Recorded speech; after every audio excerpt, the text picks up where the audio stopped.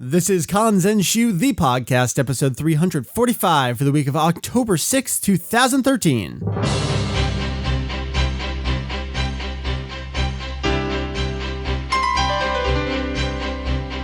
What up, AOs? Welcome to Kanzenshuu, the podcast, an extension of the all-encompassing Dragon Ball fan site. Kanzenshuu. That's right. We cover anything and everything Jaco the Galactic Patrolman in hopes of enlightening and a little bit of entertaining. Of course, Jaco is tied in with Dragon Ball, and it's Jaco week on the show. Woo!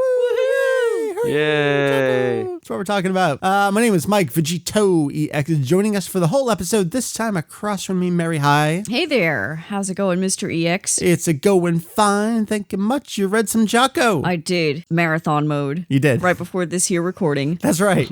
We've got Julian over there as well. Hi. Hey. How you doing? Not too bad. Good. This is a very strange consolidation of a sort of manga review of awesomeness in terms of... All right, so let me set the stage here. We have Julian, who has been picking up every issue of Weekly Jump in Japan, reading Jaco in Japanese. And I think you've been spot checking Viz's stuff every once in a while, right? Yeah. Okay. For the sake of the website and the series, I also subscribed to the English version of Jump. Oh, look at that. So Specifically for this. Julian's doing both. We've got myself reading Viz's English translation, and then through Julian, going back and spot checking things here and there in Japanese. And then Meri, you are once again approaching as the longtime Dragon Ball fan, but you said to me kind of early on with Jaco, I'll just wait until the whole thing's out and read it then. And that's what you did. Yes. I don't remember saying that, but I'll take your word for it. You did say this to me. All right. It was pretty early. Okay. So that's what happened. You were there. And I was glad I read it all there? in one shot. Okay,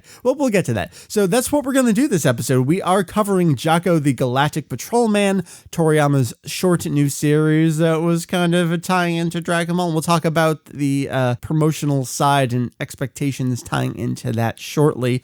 Before we jump into the main content this week, which is news in Jaco, Julian, you were just at a party. Yes. How'd it go? I was. It was kind of fun. I happened to be the only person who went home in the evening because the others had come from far and wide. The furthest person, in fact, flew in from Okinawa. Wow. Oh. Just to attend this little shindig. Cool. So where were you, man? So I was at Peking Duck's house, and I was not the only one there, of course. There was also a lot of, well, not a lot, but like 7 or so other fans, including Greg, Course, longtime friend of the show, whose main gig right now is actually One Piece, but he of course started out as a Dragon Ball fan, and he was happy to be amongst other fans where we could engage in some serious hardcore nerd conversation. All right.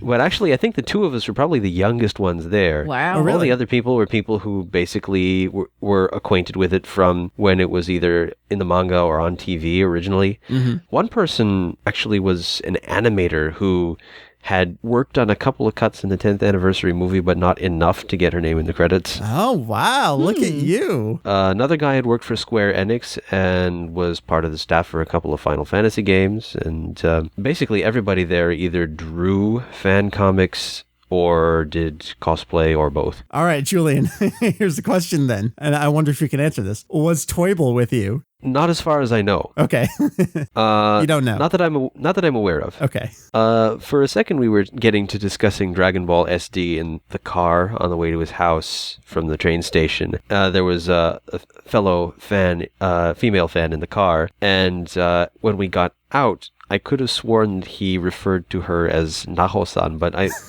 I think listening again later, he actually called her Naoko, so I may be safe. Why were you shit-talking SD in front of someone who may have been Oishi? No, not shit-talking, but maybe not saying the nicest things about it. It's like, it's a thing, you know. Yes, the classic Kanzenshuu phrase when we have nothing particularly positive to say. Well, that's cool. So you guys basically got together to watch Battle of Gods and just hang out, right? Well, and eat, basically. Yeah. It was kind of, well, we had sushi. There was some pudding involved. Okay. What was it? Food from the movie? Was that the theme here? Well, not all of it, but some of it was. And, of course, we had a nice thing of wasabi. Nice. Flanked by little figures of Beerus and Whis. Absolutely adorable. We got so into the like the real nerd conversation that we mostly didn't watch the movie even Just though it was talk through the on. movie. Yeah. Yeah.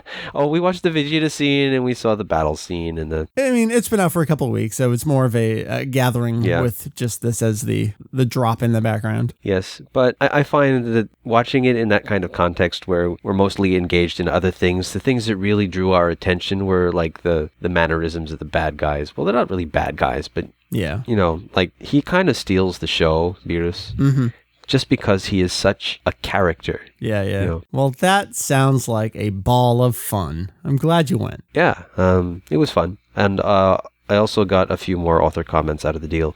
Of course, you can't go and not actually do work in the process. Yes, although I tried to keep that to a minimum since I was there to be social. Right. All right. Well, that's super cool. We don't have anything quite nearly that Dragon Ball not exciting. at all. So I guess what we'll do, let's just get on into it. We got news for you.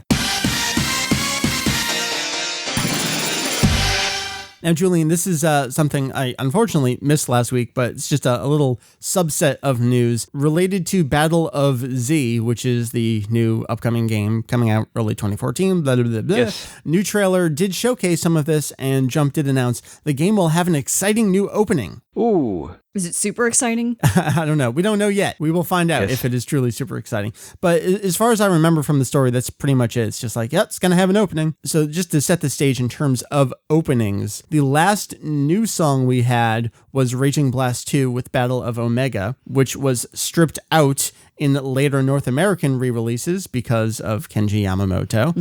Yes. Then the next year we got Ultimate Blast, Ultimate Tenkaichi. It was a really big deal, especially in North America, because the entire rest of the score was replaced, but we at least got the Head Chala vocal opening. Then we had rehashes the next year. So it's been a while since we've had kind of a traditional new animated opening, and even the Ultimate Tenkaichi opening was notable because it went back to 2D animation. Looks like we're going back to 2D animation.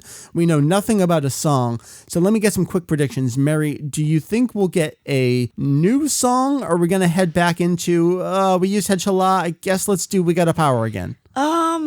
Or maybe they're just going to use music from Battle of Gods. Oh, so maybe like a Theme flow song version or of the something, song? or the insert song. Huh, okay. Julian, what do you think? I don't know. I mean, considering the content of the game, I wouldn't be surprised if they used something from Flow, although they could surprise us. Right. Man, if they do use a flow song, I can see it being a case, unfortunately, again, where it's either removed or made instrumental only for the North American or international release because of crazy Japanese licensing. And Blah. you can't use our song. I think there was it the most recent Bleach game? I really like the opening. I think it's an opening from the TV series as well. The North American release had that song, except it was an instrumental version of that vocal song. So that stuff does still happen, unfortunately.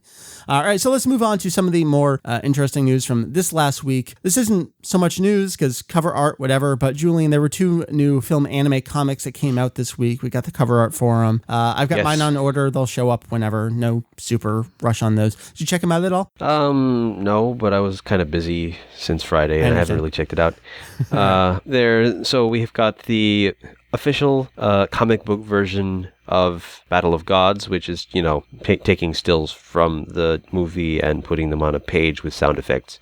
And we have the re-release of the, of the original version, because they previously had a Jump remix, Right. sort of cheap version with double features, but this is the re-release of the original film anime comic of Dragon Ball Z Movie 8, aka the first Broly movie, and with a new cover, which doesn't really do anything for me, unfortunately. No, it doesn't. So I guess when one of us picks up the film anime comic, we'll see if there's any new stuff in there. And you get another Toriyama comment, maybe. We have no idea, but... Maybe, but Shinsoban usually means it's just the outside that's changed. We'll see. Okay. All right, so there's that. I thought this was kind of a significant piece of news, but Daisuke Nishio should be a familiar name to those of you who are really into the animated side of Dragon Ball. Longtime director of episodes in the TV series, but much more specifically the movies, attending this year's Salon del Manga in Barcelona. I can't remember the last time I saw someone like Nishio out there shaking hands with fans, and it's tying into some larger Dragon Ball exhibition stuff. But Julian, this seems significant to me. Yeah, it is interesting. Obviously, Dragon Ball's not the only thing he's done. Oh, obviously. I mean, even the photo they put up of him, there's no Dragon Ball in the background behind him. No. But it's news for us because it is Nishio. Yes, and obviously, generally, when Japanese directors of any stripe go to European film festivals, it's either one of two people. It's Hayao Miyazaki or it's Beat Takeshi. And Right. it's neither this time. It's a veteran of toy animation. Right. So obviously he's had some experience in the industry. Yeah, I think it's cool. Very nice. It's going to be the end of October into November, the 31st into the 3rd. So if you're going to be over there in Spain, Yeah. by all means, check it out. Get some photos, get some autographs. I don't know when you're going to get an opportunity like this. So The one and only Yes. time we went to Barcelona was end of October, early November. It was lovely. it was. So check it out. I want to see that crazy church. Yeah. Oh, that's that where was we my went. favorite Yeah, we part. saw that. Super cool. All right, so we have one more piece of news. That's it for you this week. Kind of light, which is perfectly fine with me. Julian, this is something we've been talking about for a while, and that's the new chapter coming to Dragon Ball Heroes. Actually, I'm going to start with you, Meri, because I played this trailer. I just kind of put it on. I just want to gauge your reaction. It was one of those standard, what the hell is this? Yeah.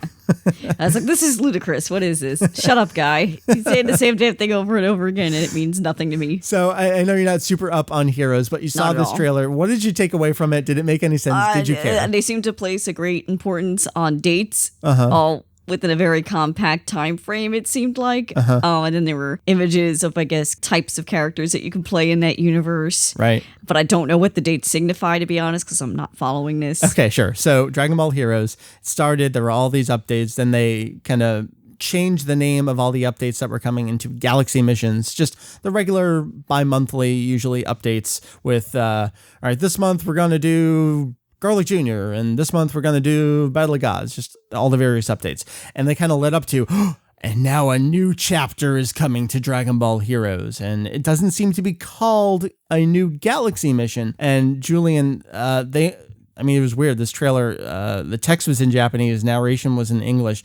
Very unfortunately phrased is how I said it. A new series is in development. Why would they say that? Maybe they mean it's a new series of missions like Galaxy Mission was. Right.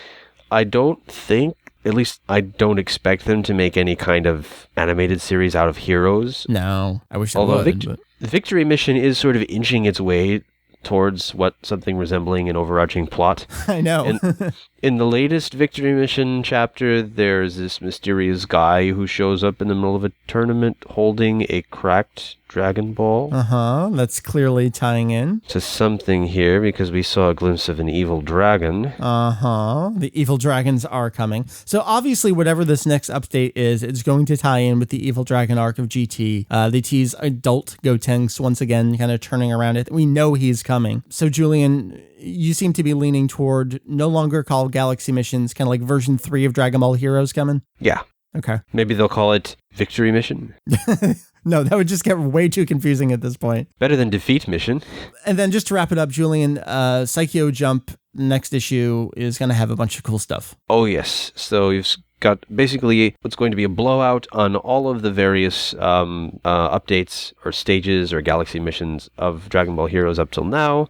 3 Dragon Ball Heroes cards featuring characters from the beginning part of the manga with Goku and Kuririn as children and Kame Sennin. We've got what's billed as a 3-shot Dragon Ball manga, which we don't know what that means. It could involve SD in whole or in parts. I'd kind of appreciate it if they just get through the entire Tao Pai Pai thing already. Is it going a little slow right now? She's taking her time. In the last 2 months, she's done 3 chapters of Dragon Ball. And considering the larger page count compared to regular Dragon Ball, that's just about doing Dragon Ball at the same pace. Right. It's no longer the, I guess you could say, Dragon Ball abridged version of the manga over in Psycho Jump here. Yes, it's just Dragon Ball in color with short characters and big heads. Right. All right. So we don't know what this is. It may be a regular chapter plus 2 other things. It may not be SD at all and something else. So we'll find out. But there's some other stuff included. Yes. So there will also be posters and some freebie stickers. And like I mentioned, there's the Dragon Ball Heroes booklet containing information about everything up until now. So over 100 pages of Dragon Ball content. It's going to be a big issue here. Yes. So if you are elementary school age and that kind of thing appeals to you, or you're just a crazy fan like I am, you can pick it up. Me too. All right. Apparently, the new teaser for the Heroes mission said, stay tuned to V-Jump and Psycho Jump for more info. So obviously, Psycho Jump's going to have some stuff here. We don't have any real teases on V-Jump because the most recent issue is still sort of new. We're kind of in between releases. That'll be out on the 21st of the month. So we'll get some info about that at some point in the near future, I'm sure, right? Yes. So that's the news for this week. Let's go talk about Jaco. So I remember quite vividly when this was first announced. Oh, Toriyama's doing a new series. Oh, that's cool. It's going to be a one-shot, but not really one-shot because it's going to be a full series. So that's neat. We haven't had anything like that in a while. He hasn't done something like that since, Sandland?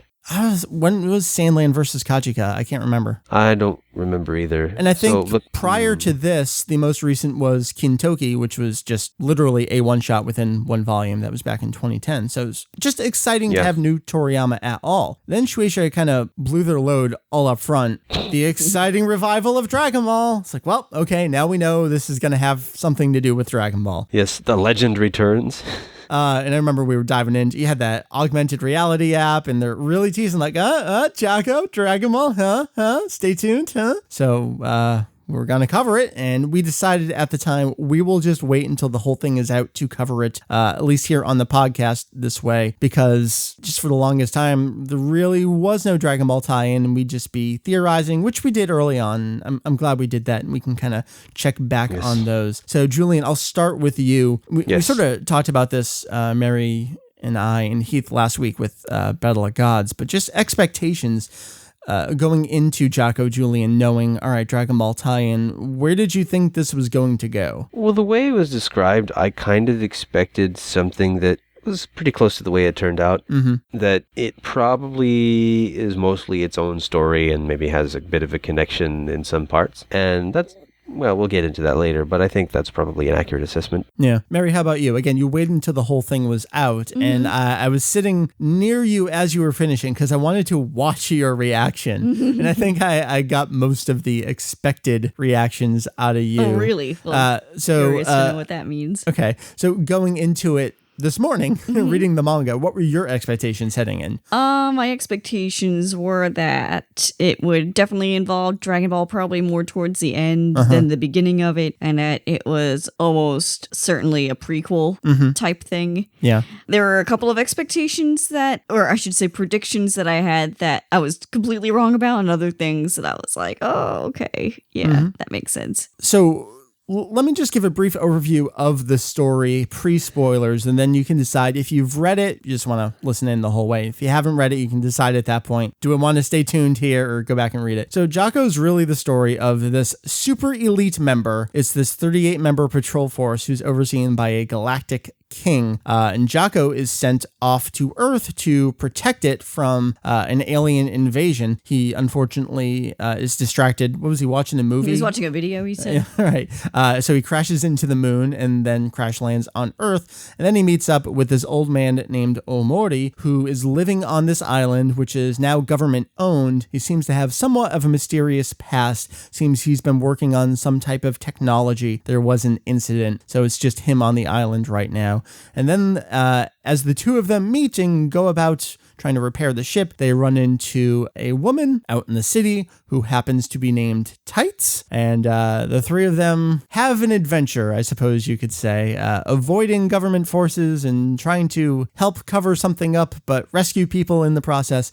Julian, like your expectations going in, it really ended up being Jaco's story here. Yes, with some Dragon Ball stuff. So again, all spoilers, decide what you want to do. Meri, as Jaco's story, did this feel like a complete story beginning to end? You feel like you got enough out of the world here? Yeah, very much so. It was just the right length, too. It was? Okay. Yeah. You didn't want any more, not any less? No, I think it was a perfect contained arc. Okay. And with an appropriate follow-up. Okay. And after the characters' stuff. Right. You got a little epilogue there, and then epilogue to the epilogue almost. Julian, how about you? Complete story, felt real? I think it's a nice self-contained story. I know some people have complained about the pacing, but I felt it was a nice sort of relaxed pacing that gave it room to breathe. Mm-hmm. Obviously, we would all be happy if Toriyama decided to write more rather than leaving it at that, but being who he is, I think this is about what we can expect. I don't know. You go back to the original Dragon Ball manga. There are some times where I feel like less would have been more at points. So, and Jaco was very different from pretty much everything he's ever done before, as far as we know, where it started and we got a page count before the first page of the manga. Yeah. We knew exactly how long this was going to be. He was planning it from the get-go, and obviously Probably drew it all in one set. it was pretty consistent the way he was working on it. We do know that he did some final touch-ups and... Yes, it was actually strange for him because the way he did it was very, I guess, disciplined in a way that he is not known for. He's the person that draws his storyboard at the same time as his draft, so he doesn't have to draw it one more time, and then just draws over top of that, leading to things like unimportant panels given a lot of the page and strange things like that. Mm-hmm. But this time he went through very carefully, got input from his editor, and redrew things, and I don't know, a few people have complained that maybe the art is a little too clean because of that, but I don't know. I think that's also a side effect of doing everything by computer as well. Yeah, that's something that I am going to be mentioning in my written review. Maybe let me jump over to you. How'd you feel about the art? You were reading it digitally. It was created digitally. Did it have too clean a feel, or did it still feel really Toriyama? It still felt Toriyama. I think the thing that was different for me was the fact that it wasn't just straight up black and white like Dragon Ball is. It did have some shading, yeah. Yeah, it had shading, which I'm not used to in Toriyama art. So that took a little getting used to, but I don't think that was, for me, an artifact of, oh, well, it's because he made this, on a computer. Mm-hmm. Overall, I think it still retained his style very well. I didn't think it was too clean. It was just the shading made it a little bit busy for me compared to his, past work. Okay. Julian, did you feel the same way? Yeah, I think in some ways, it's his modern art style. It feels a little bit like Dragon Quest in some of the designs, but you can still tell that it's him, and I think it fits the world that it makes. The Galactic King appears to be a cure slime. He's used that design before in Aliens and other series. I think maybe Gogo Akuman was one of them. Right.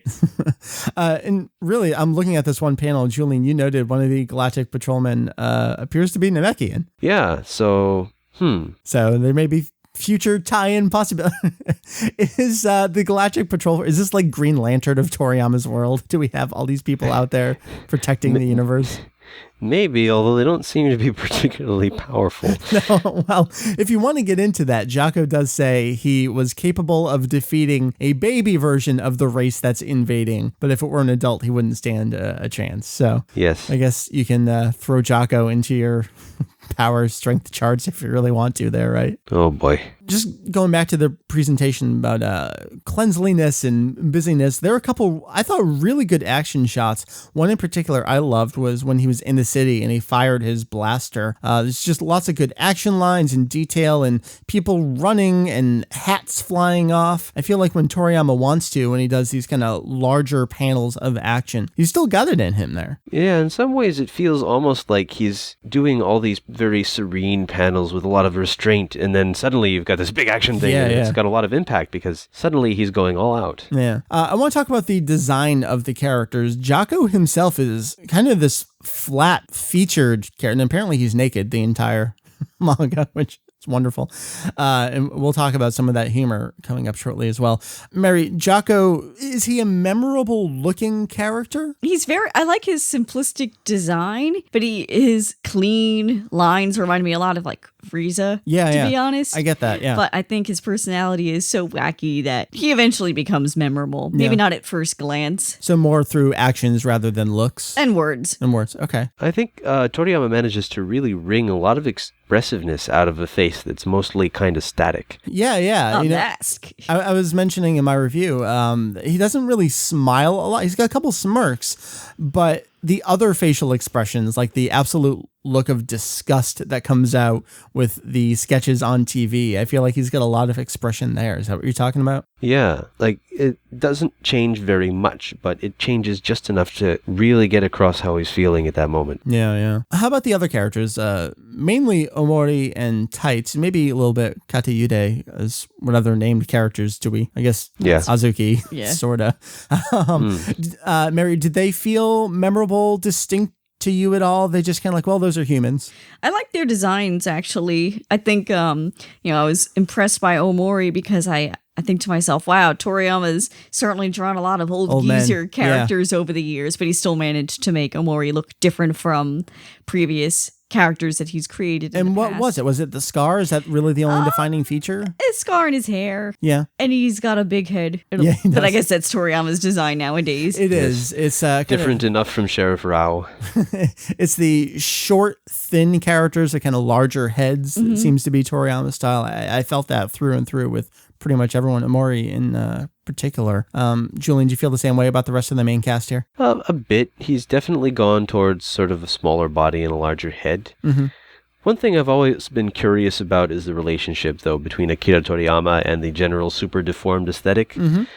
I seem to recall what looks very much like an SD Gundam at a time in Dr. Slump, which may have actually predated that existing as a thing for Sunrise and Bandai. So I always wonder how much of an influence he may have actually had. Oh, yeah. That maybe he may have been part of the original super deformed kind of thing, especially with Dr. Slump. But definitely, he's apart from Dragon Ball, he generally draws people with fairly large head-to-body ratio. Yeah, more exaggerated features in this. You especially think back to Arale and all of his other main one-shot characters, very much like this. They have huge heads. Yeah.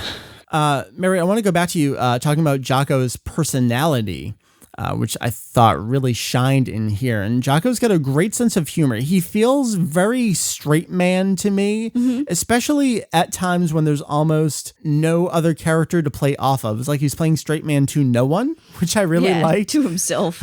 One of my favorite moments in this series, it's early on, maybe chapter 3 or 4. Omori's doing something and Jaco's looking at this kid and he goes, "I know what you are. You're a child and that's a dog." And the kid's just like, and that's Toriyama humor to me. That's what I love, where it's this almost Seinfeld-esque observational humor that really has no context or point to it whatsoever. But because it's Jaco saying it just so straight-faced, it's hysterical to me. What, he's demonstrating his Earth knowledge. I suppose. I mean, I guess that's the background for the statement, but that's great. Is that the kind of stuff that you latched onto, or was it his relationship and expressions to the other characters? What'd you love about Jaco? I don't know that I loved Jaco. Okay. He's very fun, though. All right. Now that you mention it, I guess he was kind of a one-man street man, but also the punchline to his own jokes in some ways. And he was very dismissive about other things, like when he was getting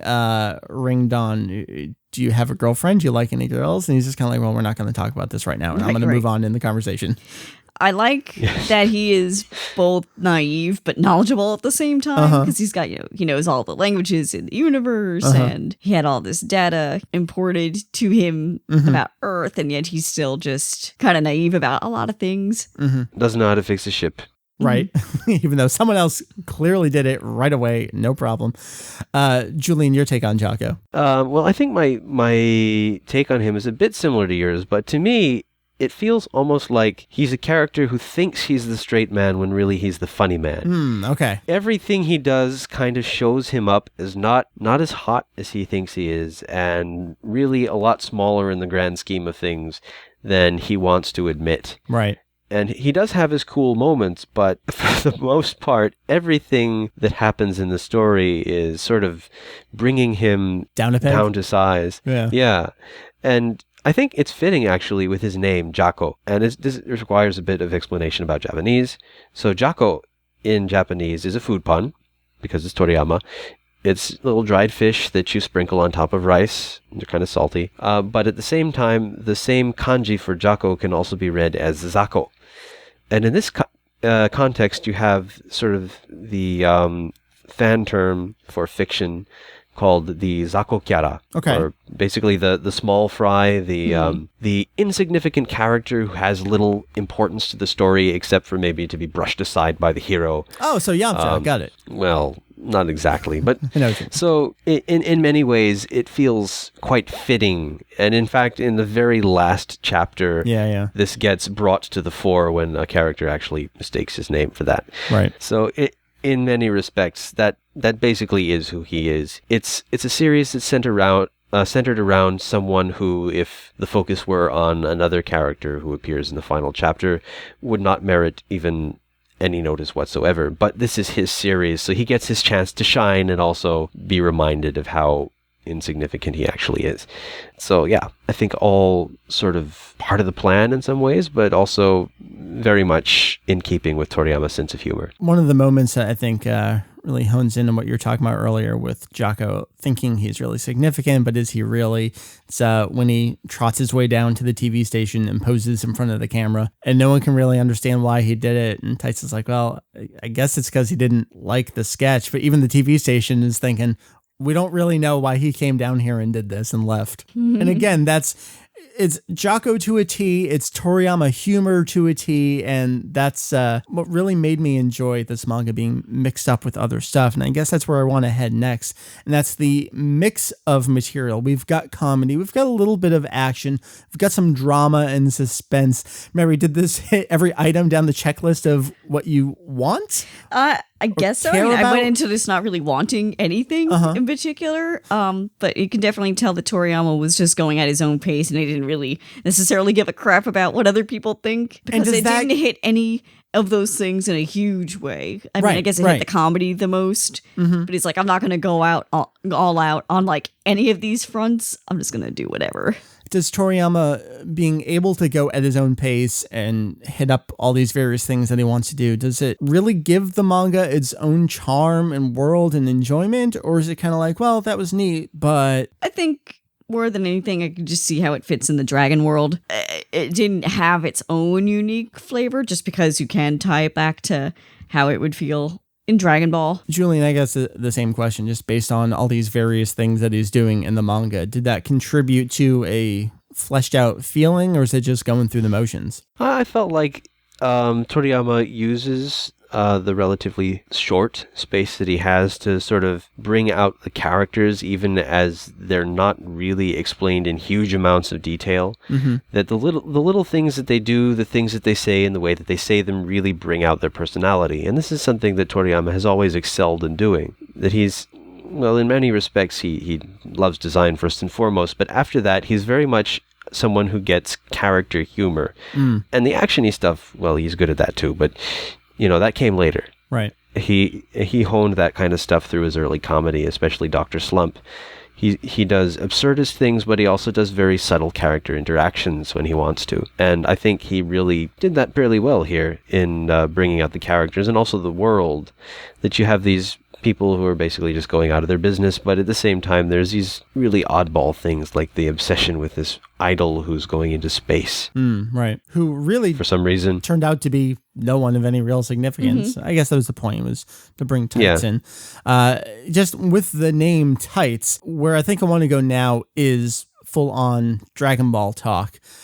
Julian, Tights was introduced with a name a week earlier in Japan through a digital bonus, right? Well, not just a digital bonus, but in the magazine itself, there was a special reviewer poster which featured all of these different characters from the various series in Jump. But the digital bonus was just taking the different series out one by one. Oh, okay.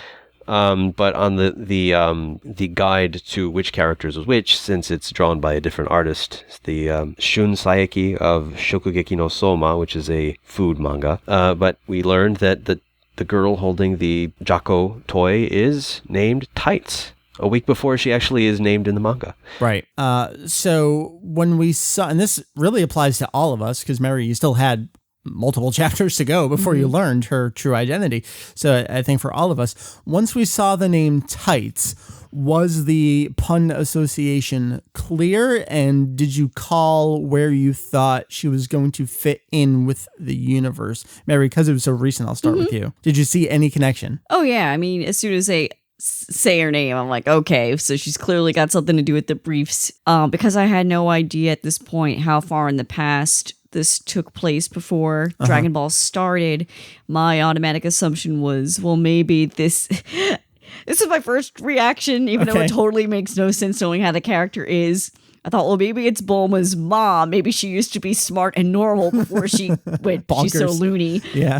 Okay. And I was like, okay, well, that can't be it. Well, maybe it's Bulma's grandmother or something like that. Because I really had no idea how far in the past this was supposed to be. Right. Then when it came out that that wasn't the case, I was kind of surprised because there's no mention at all and again, of there being siblings. This comes back to, and I think I mentioned this last week, when people ask, is this canon? I interpret that very often as, even though this has come so much later in the chronological timeline of production, am I supposed to assume that this has always been the case, even though there has never been a mention of this before? And I think Tights in particular is the very definition of that. We never, ever have ever had any indication that Bulma had siblings at all. So, can you accept it is kind of the next question. But Julian, I want to stick with that first question. When you saw the name Tights, where did your mind go? I assumed that it had something to do with Bulma's family. Yeah. And not only because of the name, but also because that Omori immediately comments on the name and says, well, you must be from the Western region. Like, yep. Okay, West City. Capsule Corporation, okay. Right. So I guess the question that I just said, can you accept it? Is this one of the things that sticks out like, I don't know, Toriyama, you're kind of forcing it? Or is it, oh, sure, whatever? Well, I don't know. In some ways you can try and justify it like, okay, Dr. Brief doesn't remember anything about his children anyway, except when they tell him. Yep. Sure. And I don't know, maybe she's just very independent. Maybe they had a falling out at some point, or maybe it just didn't matter. But you'd think at the very least, in the midst of the Saiyan saga, Vegeta and Nappa kind of obliterate East City in an instant, and she happens to live close by. Wouldn't Bulma be worried? Something like that. Yeah, even if there was just a mention in Dragon Ball about there being other kids or other family members, I would have been able to accept it a little more. And I'm really of the, I don't really care, Toriyama can do whatever, nothing affects me negatively. But this is one of the little things I'm like, I would have liked a little tease that they could tie it to. Things like the Jump Super Anime Tour and Battle of Gods, kind of tying into Bulma saying, oh, you know, it's been how many years since we've seen each other. They at least were able to latch onto that statement and say, oh yeah, see, they did actually, and this is the story from that time. In this case, there's nothing. So Meri, again, it's like, do you care? Would it have been nice? I'm both. Yeah, I both don't care because I agree with you. Toriyama can do whatever he wants. At the same time, like the practical and logical part of me is like, well, they've only ever referred to Bulma, you know, in canon as, you know, the daughter singular of Capsule Corporation. Yeah, implying that she was an only child. But again, I mean, Dr. Briefs and his wife are so spaced out. Like, is that the justification? That like that's enough? They are just so independent, all of them, that it's like, yeah, whatever, we're family, but go do whatever you want. And even in Jaco, he was like, oh, how's university? And or something like that. And she was like, I told you, I graduated. Right. So he's just not very there. So I guess I wouldn't be surprised if it's just their family's personality type that they just don't. Communication's not big for them. Okay. And I guess a question related to that is, how is that any different from Tarbal, where it's, here's another one? You know what? That did kind of bug me. Yeah. Because it's like, well, if all else fails, just add a brother or a sister that we've never heard of before in lieu of actual. Yes. But I mean, it seems like the easiest and the path of least resistance method for tying it into an already long established universe. Mm-hmm. But does Trunks know that he could be getting all these extra presents for his birthday? I know, right? Well, it seems like she didn't really succeed with her novel, so maybe she's not that rich, and maybe she's estranged from the family over that. Like she comes and asks for money. I don't know. Maybe she died. Well, only the one. The other ones were successful. Oh, that's right. Okay. The one about Jaco didn't succeed, which ties in with him. You know what I thought they were going to allude to is that Dragon Ball Z, not Dragon Ball Z, but like post-Saiyan arc is all her creative fiction story. Oh, really? Like that would have been burn. Now it's just so meta. Yeah. Like she created all these fantastical stories that never happened. It never. Oh, all right. She gross wrote the biography of Mr. Satan, rewrote history from his point of view. Maybe that's it. That's how she's getting her money later on. All right. So let's take it to Goku here. This was from the very beginning, I think, the most prevalent theory when Jaco said there's something coming. Oh, yeah. As soon as he said that, I'm like, oh, duh. Okay. Right. I was kind of like, face palming myself, like, how could I not see that coming from a gazillion miles away? Literally from Planet Vegeta. Yes. So is that really the only thing it could have been? Does that make the most sense to tie it into a prequel-ish sort of story? What do you think? I think there's a couple of other routes they could have gone. I know very early on when they said there would be ties to Dragon Ball, and Jaco, like I said earlier, looks so much like a Frieza type character. I thought maybe it was, maybe Frieza all along was going to be coming to Earth to destroy scouting it out. But then, maybe he gets foiled and just forgets about it for whatever reason. Jaco's honestly just that insignificant. Yeah. He's not really there. Julian, what do you think? Is tying in with Goku's arrival logically the only place Toriyama can go? Well, I suppose if he was going for that time frame, I think he could have done something different and set it in the very distant past and make it actually, maybe they were awaiting God. The child of Because Katats.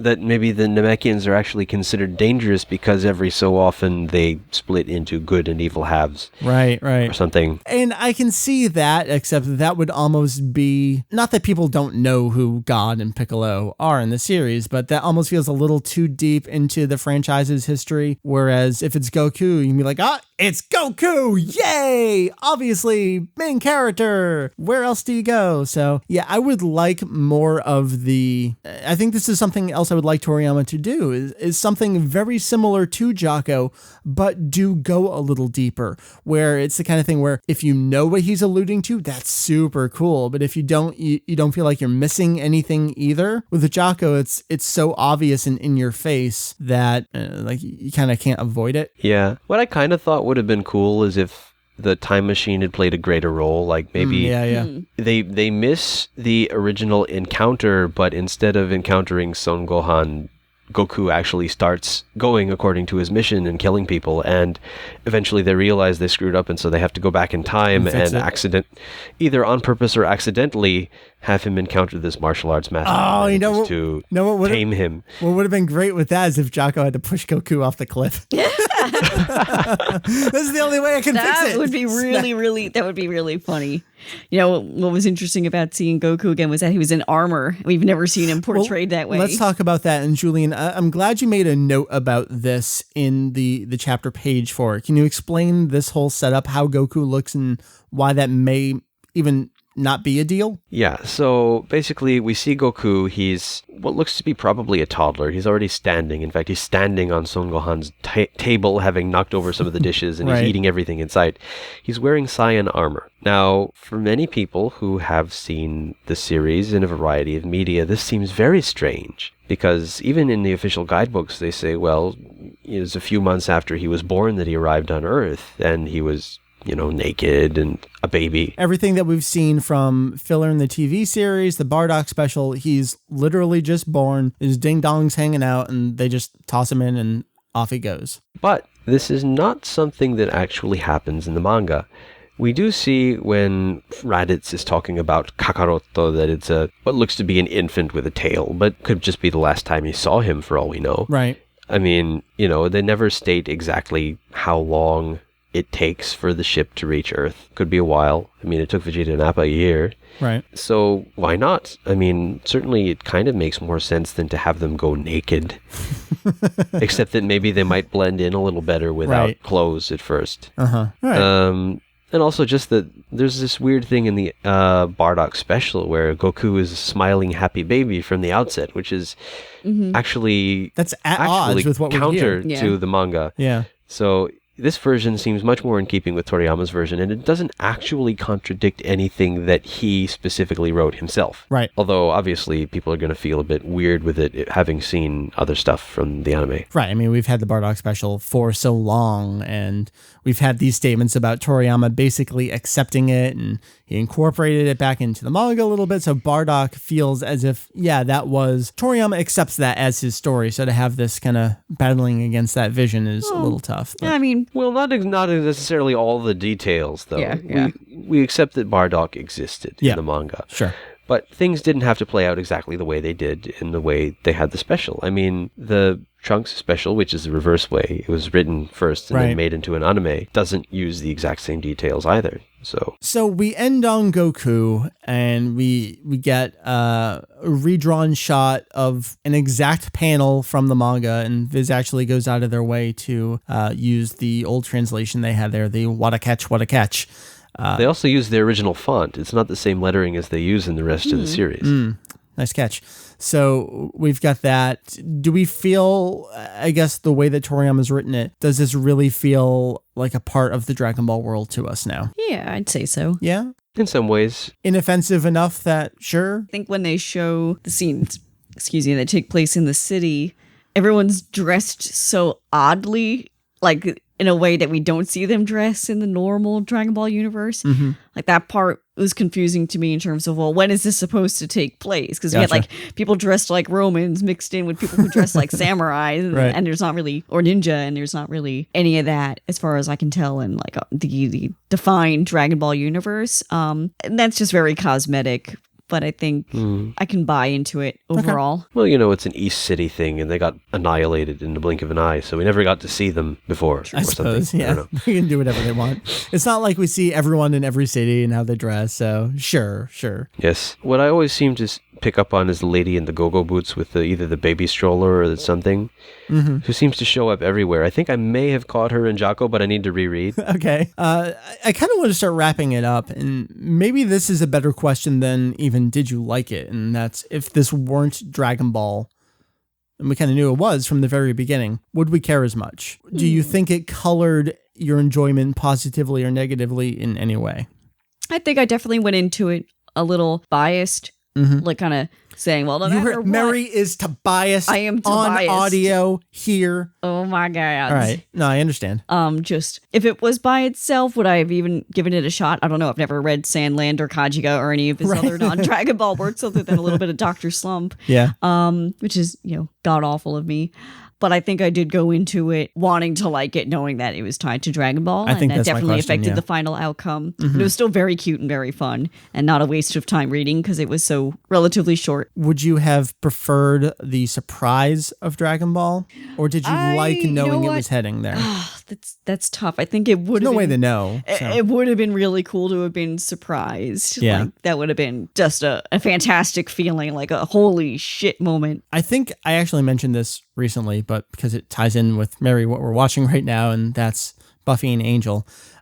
When season 7 of Buffy wrapped up, obviously the production staff knew that Spike was going to be moving over to Angel, and I think the story is the production team wanted to keep it a surprise for the very end of episode 1, but the TV network was like, we can capitalize on this and market it that Spike is coming over to this show. And I think we had a little bit of that going on where it was very coy until Shueisha said, the exciting revival of Dragon Ball. It's like, oh, Yeah. all right.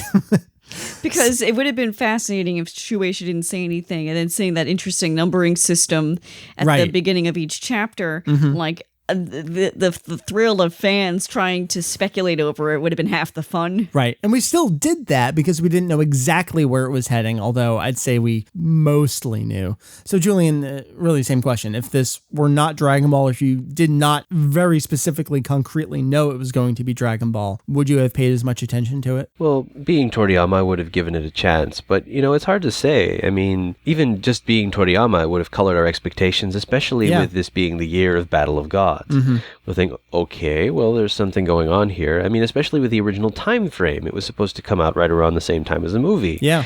And that would start to get people thinking anyway, even if they never said anything about that. But even so, I don't know that this series could exist separately from Dragon Ball, because it seems to me like Toriyama's entire point, like he has it as the name of the main character and the name of the series, that this is the story of a character who is insignificant in the scheme of the overarching universe. That he is a bit player in a much larger story that he isn't even aware of. His main heroic achievement of this series only buys the residents of the city another 20-something years until they're going to be killed anyway. Fair point. And in fact, his greatest accomplishment is is also his biggest failure. He fails to notice the alien pod coming to Earth. Right. And in that, he inadvertently saves the universe. That's deep. Without even intending to. Right. He is the ultimate Zakokyara. Love it. That's fantastic. I think that wraps up perfectly. Yeah, and I can't follow that up. All right, we're done. So that was Jaco the Galactic Patrolman. Right now in English, it is available digitally from Viz via weekly chapters of Weekly Shonen Jump. And I forget exactly how far you can go back getting back issues. They did unveil back issue purchasing, but it's super hard to find and get to. And I don't know if you can get all 11 chapters of it right now. If you go backward, but I'm sure a collected volume will come out. And Julian, we have one coming in Japan in January, right? Yes, January 4th, in fact. So right after the New Year's break, first thing you can do with your New Year's money is rush out and buy that new tankobon. Right. Of which we still don't know any details. I want to know about paper quality and size and all that kind of stuff. Well, there's only 2 color pages. I know. So that was Jaco. I think it's worth a check out. And we did launch the relaunch of our spin-off manga section on Kanzenshuu. We have every single thing detailed. Julian's fantastic chapter notes for everything. Notes about the translation, where it's applicable, synopsis, all the chapters, all that stuff. So check it out. So we're just going to go ahead and bring this episode to a close. Meri, loved having you 2 weeks in a row for review stuff.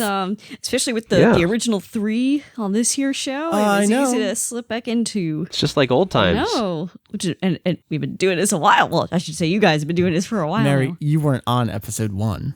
I know I wasn't. So you say original 3 as if you have a place. Oh, burn. No. You make a girl feel welcome.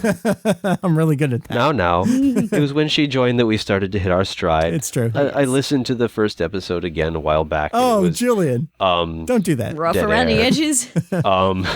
Just We're gonna try doing this, and it wasn't quite painful, but you could tell we were still feeling out where we were gonna go with it. Yeah, I think when we did episode 100 and we kind of look back at it, when I re-listened to all the shows, I think it's about episode 20. If you go back to episode 20, the sound recording is obviously much worse, but that feels like what we're doing now is at that point. That's where we found the stride and tone for the show. Speaking of the show, we're bringing this to a close. This was episode, 345 of Kanzenshuu, the podcast. Julian, tell all the kids, where can they find the site and the sections and all the cool stuff we have? Yes, Kanzenshuu can be found on the internet and in your ears. But you can locate us on the World Wide Web at www.kanzenshuu.com. That's kanzenshuu.com. And also on Twitter and Facebook.